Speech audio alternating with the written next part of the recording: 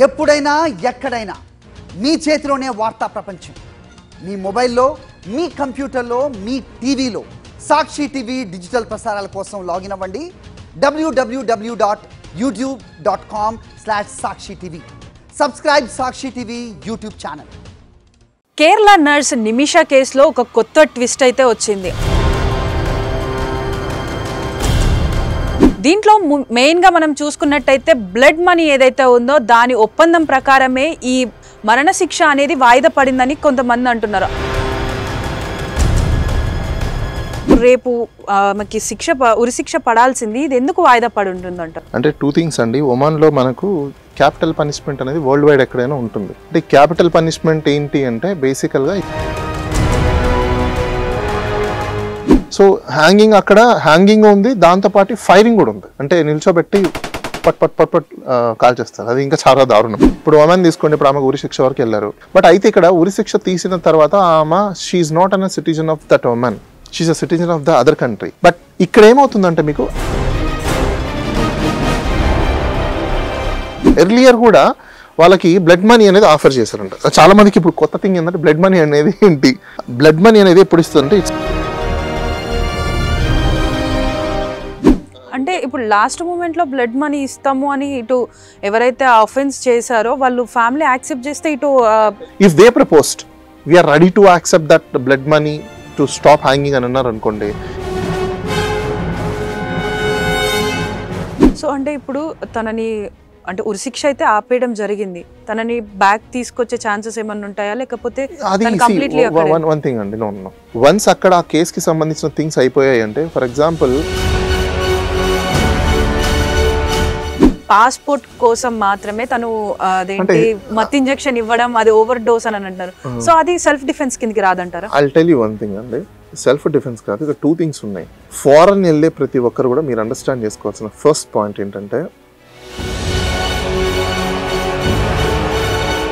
మన ఇండియన్లో చాలా మంది ఏమనుకుంటున్నారంటే మనం ఆ కంట్రీకి వెళ్తున్నాం, మేము తోపులం తురుములం, మేము బాస్లో మన ఫీలింగ్లోకి వెళ్ళిపోయారు. That's absolutely wrong. చాలా మంది తెలియక ఏం చేస్తున్నారంటే సేట్లో పాస్పోర్ట్ పెట్టేసుకున్నారనో, లేకపోతే సేట్లో టికెట్స్ ఇవ్వట్లేదనో, సేట్లో శాలరీస్ ఇలాంటి వాటి అన్నిటికీ కూడా. కేరళ నర్స్ నిమిషా కేసులో ఒక కొత్త ట్విస్ట్ అయితే వచ్చింది. అంటే తనకి ఈ నెల 16న పడాల్సిన ఉరి కాస్త వాయిదా పడింది. దీంట్లో మెయిన్గా మనం చూసుకున్నట్టయితే బ్లడ్ మనీ ఏదైతే ఉందో దాని ఒప్పందం ప్రకారమే ఈ మరణశిక్ష అనేది వాయిదా పడిందని కొంతమంది అంటున్నారు. అసలు ఇందులో ఎంతవరకు నిజం ఉంది, అసలు తన మరణశిక్ష వాయిదా పడడానికి మెయిన్ రీజన్ ఏంటి, ఇవన్నీ కూడా విశ్లేషించడానికి ప్రస్తుతం మనతో పాటు అడ్వకేట్ డాక్టర్ బాలా గారు ఉన్నారు. వారిని అడిగి తెలుసుకుందాం. నమస్తే సార్. నమస్తే. సో సార్ చెప్పండి, ఈ కేసులో తనకి అంటే యాజ్ పర్ ఓమన్ రూల్స్ అవి చాలా స్ట్రిక్ట్ ఉంటాయని మనకు తెలుసు. సో ఇప్పుడు రేపు మనకి ఉరిశిక్ష పడాల్సింది, ఇది ఎందుకు వాయిదా పడి ఉంటుంది అంటారు? అంటే 2 things అండి. ఒమాన్లో మనకు క్యాపిటల్ పనిష్మెంట్ అనేది వరల్డ్ వైడ్ ఎక్కడైనా ఉంటుంది. అంటే క్యాపిటల్ పనిష్మెంట్ ఏంటి అంటే బేసికల్గా హ్యూమన్కి సంబంధించిన అఫెన్సెస్ జరిగినప్పుడు, మీకు మర్డర్ కానివ్వండి, లేకపోతే రేప్ చేసి మర్డర్ చేయడం కానివ్వండి, ఇటు హీనియస్ అఫెన్సెస్. బేసికల్గా క్యాపిటల్ అఫెన్సెస్లో మనకు బాడీకి సంబంధించినవి ఎక్కువ ఉంటాయి. వాటిల్లో ఏ కంట్రీలో అయినా కూడా స్ట్రిక్ట్ లా ఉంటుంది. నాట్ ఓన్లీ ఉమెన్, ప్రతి కంట్రీలో ఉంటుంది. అయితే కొన్ని కంట్రీలో లైఫ్ ఇంప్రిజ్మెంట్ పడుతుంది, కొన్ని కంట్రీలో 21 years ఇంప్రిజ్మెంట్ పడుతుంది, ఇంకొన్ని కంట్రీలో డిఫరెంట్ యాంగిల్స్లో పనిష్మెంట్స్ అనేది ఉంటాయి. ఈ హ్యాంగింగ్ అనేది ఇప్పుడు మన ఇండియాలో కూడా ఉంది. సో హ్యాంగింగ్, అక్కడ హ్యాంగింగ్ ఉంది, దాంతోపాటు ఫైరింగ్ కూడా ఉంది. ఫైరింగ్ స్క్వాడ్ అంటారు. అంటే నిల్చోబెట్టి పట్ పట్ పట్ పట్ కాల్ చేస్తారు. అది ఇంకా చాలా దారుణం. హ్యాంగింగ్ అయితే మీకు కనీసం మీకు 1 secondలో ఉరి తీసిస్తారు, చనిపోవడానికి ఛాన్సెస్ ఉన్నాయి. బట్ ఈ స్క్వాడ్ ఫైరింగ్ ఏదైతే ఉందో మీకు నిల్చోబెట్టి ఒక్కొక్క బుల్లెట్ మీ తగులుతూ ఉంటుంది. అది హ్యాంగింగ్ అంటే చాలా ఇంకా హీనియస్ అనమాట. అది ఎందుకు ఇలాంటివి చేస్తారు అంటే బేసికల్గా క్యాపిటల్ పనిష్మెంట్స్ అంటే లైక్ మర్డర్ కానివ్వండి, ఇట్లాంటివి చేసినప్పుడు, ఇట్లా హ్యూమన్ క్యాపిటల్కి సంబంధించిన జరిగినప్పుడు జనరల్గా చేస్తుంటారు. అయితే అందరు తెలుసుకోవాల్సిన విషయం ఏంటంటే ఇలాంటి సందర్భాలలో గ్రావిటీ అనేది చాలా ఇంపార్టెంట్. గ్రావిటీతో పాటు world wide mens rea and actus reus అని అంటారు.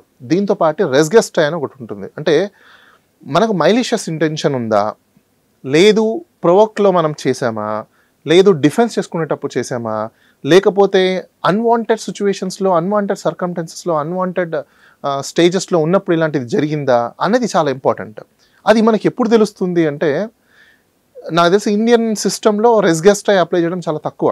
బట్ వేరే కొన్ని కంట్రీస్లలో రెస్గెస్టై చాలా మ్యాండేటరీగా అప్లై చేస్తారు, ఇంపార్టెంట్ థింగ్ కాబట్టి. అంటే గ్రాస్ రూట్ అంటే ఇష్యూకి రూట్లోకి వెళ్తారు. ఫస్ట్ ఆఫ్ ఆల్ అసలు ప్రైమరీగా జెనిసిస్ ఎక్కడ స్టార్ట్ అయింది, ఎందుకు ఈ ఇష్యూ స్టార్ట్ అయింది అనే ఒక గ్రాస్ రూట్లోకి వెళ్ళినప్పుడు ఆ రెస్గెస్టై అనేది ట్రూత్ని కమ్అట్ చేస్తుంది. అంటే బియాండ్ రీజనబుల్ ఛాన్సెస్ ఉంటేనే ఇలాంటి పనిష్మెంట్స్ ఇచ్చే అవకాశాలు అయితే ఉంటాయి మనకు. ఇప్పుడు ఉమెన్ తీసుకోండి, ఇప్పుడు ఆమెకు ఉరి శిక్ష వరకు వెళ్ళారు. బట్ అయితే ఇక్కడ ఉరి శిక్ష తీసిన తర్వాత ఆమె she's not an citizen of that Yemen, she's a citizen of the other country. But ఇక్కడ ఏమవుతుందంటే మీకు అఫెన్సెస్ ఓకే, బట్ వేరాస్ ఇలాంటి క్యాపిటల్ అఫెన్సెస్ చేసేటప్పుడు ఖచ్చితంగా కంట్రీ టు కంట్రీ ట్రెటీస్ ఉంటాయి బేసికలీ. అంటే ఇండియాకి, యుఎస్కి, లండన్కి, ఆస్ట్రేలియాకి, ఇలా ఆల్ కంట్రీస్లలో ట్రెటీస్ ఏవైతే ఉంటాయో కంట్రీ టు కంట్రీ అఫెన్సెస్లో ఏ పనిష్మెంట్స్కి వేటి వాటికి వీళ్ళ కంట్రీలో ఏమేమి పనిష్మెంట్స్ ఉంటాయని చెప్పేసి ఆ పనిష్మెంట్స్కి వీళ్ళు యాక్సెప్ట్ చేయడము, ఆ కంట్రీస్కి సంబంధించిన కండిషన్స్ని, రూల్స్ని అన్నిటి కూడా కంట్రీస్ యాక్సెప్ట్ చేయడము. ఏ కంట్రీలో అయినా కూడా మన ఎంబసీ ఒకటి ఉంటుంది అక్కడ. ఒమెన్లో తీసుకోండి, కువైట్లో తీసుకోండి, Saudi, Dubai, America, all the countries. ఇప్పుడు మనకు ఇండియాలో కూడా ఆల్ కంట్రీస్కి సంబంధించిన ఎంబసీస్ మన దగ్గర ఉంటాయి. అయితే వాళ్ళ సిటిజన్స్ ఇక్కడ అఫెన్సెస్ చేసినప్పుడు బేసికల్గా ఇమీడియట్లీ వాళ్ళకి ఇన్ఫర్మేషన్ అనేది ఇస్తారు. ఆ ఇన్ఫర్మేషన్ ఇవ్వడం వల్ల తద్వారా వాళ్ళకి సంబంధించిన ఫ్యామిలీ వాళ్ళకు కూడా ఇన్ఫార్మ్ చేయడము, దాన్ని వాళ్ళు డిఫెన్స్ చేసుకోవడానికి కానీ లేకపోతే దానికి సంబంధించిన థింగ్స్ని వాళ్ళు చూసుకోవడం కానీ ట్రై చేసే అవకాశాలు అయితే ఉంటాయి. బట్ ఇందులో ఈరోజు ఎందుకు వీళ్ళు విమెన్లో స్టాప్ చేసి ఉన్నారు అంటే, ఎర్లియర్ కూడా వాళ్ళకి బ్లడ్ మనీ అనేది ఆఫర్ చేశారంట. చాలా మందికి ఇప్పుడు కొత్త థింగ్ ఏంటంటే బ్లడ్ మనీ అనేది ఏంటి, రైట్? ఓకే, దాన్ని నేను ఎక్స్ప్లెయిన్ చేస్తాను మీకు. బ్లడ్ మనీ అనేది ఎప్పుడు ఇస్తుందంటే, it's a compensation of a family. Suppose ఇప్పుడు ఒక ఫ్యామిలీని, ఒక పర్సన్ని మనము కంప్లీట్గా లేకుండా చేసాం, అంటే లాస్ చేసేసాం, డిసీజ్డ్ అయిపోయారు. ఇప్పుడు ఎవరి వల్ల జరిగింది, ఈమె చంపడం వల్ల ఆ ఫ్యామిలీకి ఆ పర్సన్ పోయారు. లైఫ్ టైం కంపెన్సేషన్ అనేది మనం పే చేయాలి. That is called blood money. ఈ బ్లడ్ మనీ అంటే నథింగ్ బట్ కంపెన్సేషన్. అంటే మన భాషలో మనం కంపెన్సేషన్ అంటాం, లేదు అదర్ సైడ్ కొన్ని కంట్రీస్లలో బ్లడ్ మనీ అంటారు, లేకపోతే క్యాపిటల్ మనీ అంటారు, ఇలా డిఫరెంట్ యాంగిల్స్లో దాన్ని కాల్ చేస్తూ ఉంటారు. సో ఇప్పుడు అది బ్లడ్ మనీ ఆఫర్ చేసినప్పుడు ఐ హర్డ్ సమ్వేర్ అది ఇవ్వకపోవడం వల్ల నా ఎగ్జిక్యూషన్కి వెళ్తున్నారు అని చెప్పేసి అనేది సమ్వేర్ న్యూస్లో రావడం చేయడం జరిగింది. ఎందుకంటే మీరు అక్కడ లేరు, నేను కూడా అక్కడ లేను కాబట్టి only we are understanding what is the concept of that case and what is happening అని చెప్పేసి అని. That based on that I'm just giving an legal inputs. But factual situation మీకు తెలియదు, ఫ్యాక్చువల్ సిచ్యువేషన్స్ నాకు తెలియదు. బట్ ఈ రోజు ఎందుకు ఆగిపోయింది అనేది ఒకసారి మనము పర్సెప్షన్ చేసుకుంటే, దాన్ని లైక్ ఇల్యూజన్స్లోకి వెళ్ళి ఆలోచిస్తే, క్యాపిటల్ మనీ ఆఫర్ చేసింది ఏదైతే ఉంటుందో, ఇన్ కేస్ విక్టిమైజ్ అయిన ఫ్యామిలీ ఏదైతే ఉంటుందో, if they proposed we are ready to accept that blood money to stop hanging అని అన్నారు అనుకోండి, if they gave a consent then definitely that court ఇప్పుడు లాస్ట్ మూమెంట్ లో బ్లడ్ మనీ ఇస్తాము అని ఇటు ఎవరైతే ఆఫెన్స్ చేశారో వాళ్ళు ఫ్యామిలీ యాక్సెప్ట్ చేస్తే ఇటు I'll tell you one thing అండి, I'll tell you one thing. A punishment కైనా ఒక బియాండ్ రీజనబుల్ ఛాన్సెస్ అయితే ఇస్తారు బేసికల్గా. ఇప్పుడు అది ఏ సర్కమ్స్టెన్స్లో జరిగింది అనేది క్వశ్చన్. ఇప్పుడు ఏ సర్కమ్స్టెన్స్లో జరిగిందని చెప్పేసి అని చనిపోయిన అతను చెప్పే వర్షన్ లేదు, ఈమె చెప్పే వర్షన్ మ్యాక్సిమం తీసుకోవాలి. ఈమె చెప్పే వర్షన్లో అక్కడ జరిగిన దానికి ఈక్వాలిటీ ఉందా? ఎందుకంటే ఈమెకు చంపేయాలి అన్న ఇంటెన్షన్, ఇప్పుడు మీరు చెప్పినట్టు ఆ అమ్మాయి వాళ్ళ ఊరికి తీసుకురావడం, ఆ అబ్బాయిని కూడా అంటే లైక్ ఆ పర్సన్ని కూడా ఇండియాకి తీసుకురావడం, చేయడం, కలవడం, ఈ ఇంటెన్షన్ ఉంటే కదా ఇమీడియట్లీ దానికి సంబంధించిన ప్లానింగ్ చేసుకొని చేసేవాళ్ళు. బట్ ఇంత లాంగ్ జర్నీ ఉండదు. సో ఈ లాంగ్ జర్నీలో ఎక్కడో వాళ్ళిద్దరికి సంబంధించిన ఒక చిన్న మిస్అండర్స్టాండింగ్ లేకపోతే క్లీచ్ అనేది రావడం, దానివల్ల వీళ్ళు అఫెన్స్ అవ్వడం, ఆ అఫెన్స్ అనేది circumstances is created. So this is created circumstances. So అక్కడ ఆమె బెనిఫిట్ ఏముంది బేసికల్గా మనం చూసుకోవాల్సిందంటే, వాళ్ళిద్దరికి నచ్చక పడకపోవడం వల్ల, లేకపోతే ఆమెకి ఏం చేశారనేది we don't know. But what her statement that we need to be look in to that, and అదే మనం యాక్సెప్ట్ చేయాల్సిన పరిస్థితి ఉంటుంది. ఎందుకంటే అతను చనిపోయాడు కదా. కానీ అక్కడ ఇన్వెస్టిగేషన్ ఆఫీసర్స్ మరి ఏం ట్రూత్ని ఫైండ్ అవుట్ చేశారు ఏంటనేది we also don't know. So in case suppose అనుకుందాం ఆ విధంగా తీసుకున్నా కూడా, ఒకవేళ ఈమె మీద ఛార్జెస్ ఫైల్ చేస్తున్నారు అనుకోండి, ఎస్ ఈమె ఇంటెన్షనల్గా చంపింది అన్నప్పుడు, ఇలాంటి పనిష్మెంట్ ఇచ్చినప్పుడు జనరల్గా విక్టిమైజ్ ఫ్యామిలీని కూడా అడుగుతూ ఉంటారు. So are you satisfied with this verdict or not అంటే, సమ్ టైమ్స్ వాళ్ళు ఏమంటారు, what we will get. So you are just punishing them and you are sending them to prison centre, your verdict is over, fine, but what we get, we lost the human and we lost the capital system, we lost our person.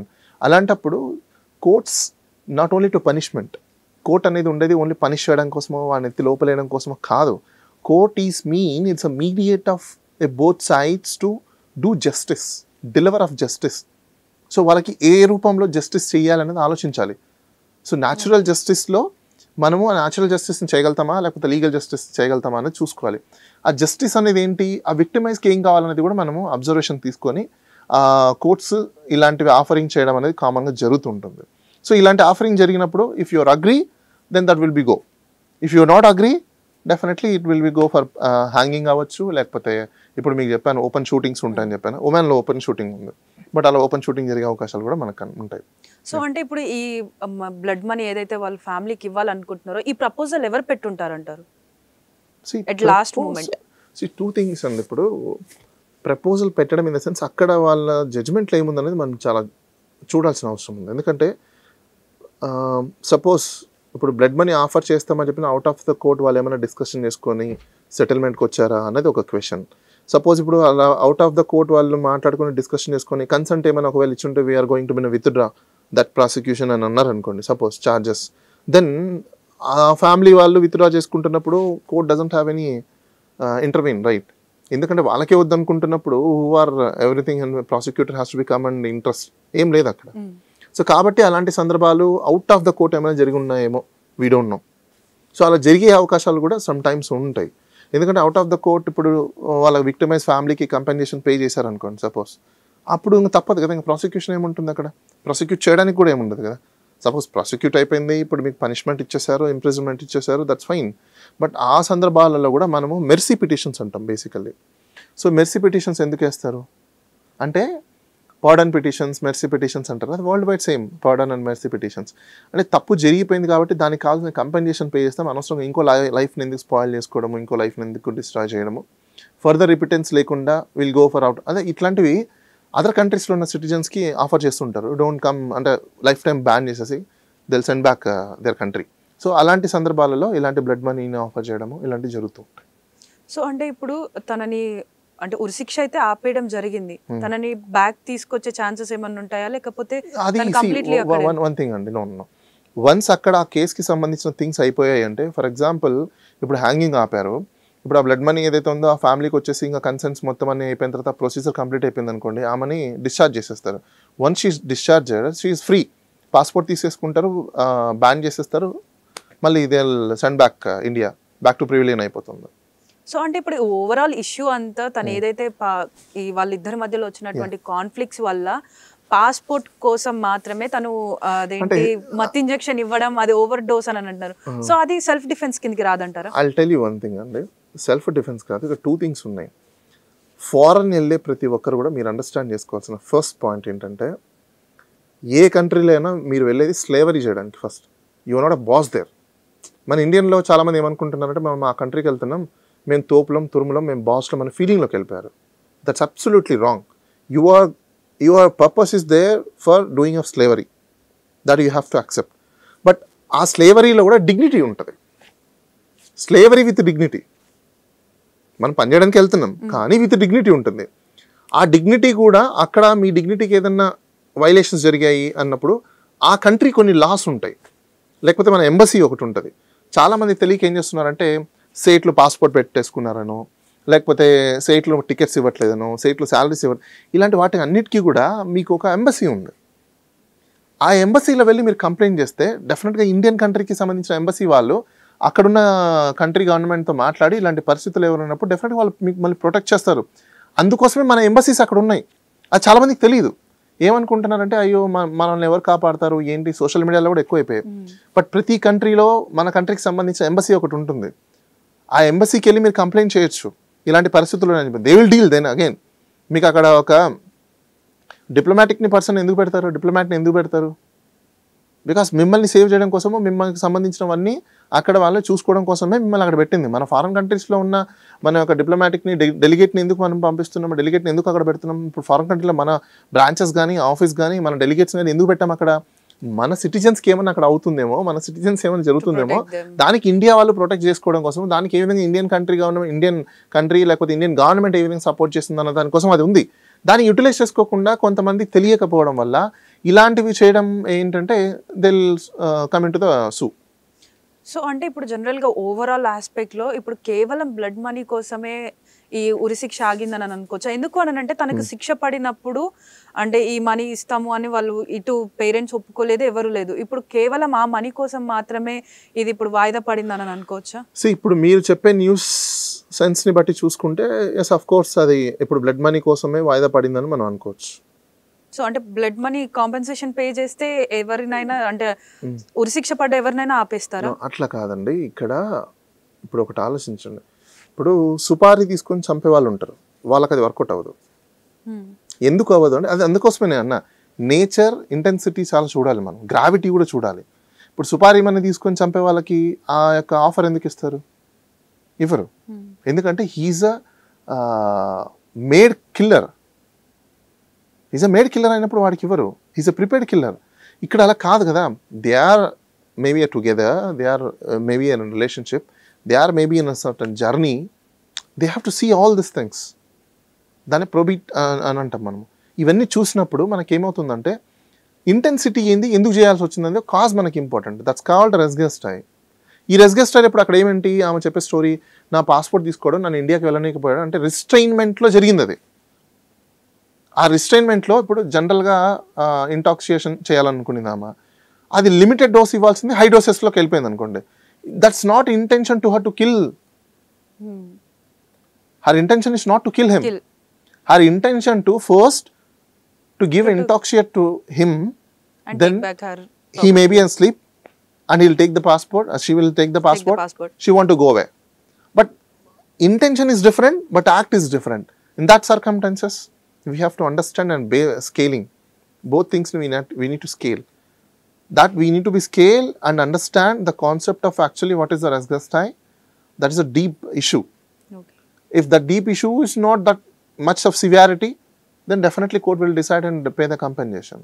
So అంటే intention, మన intention basic గా innocent అయితే there is a chance to we can get back. Yes.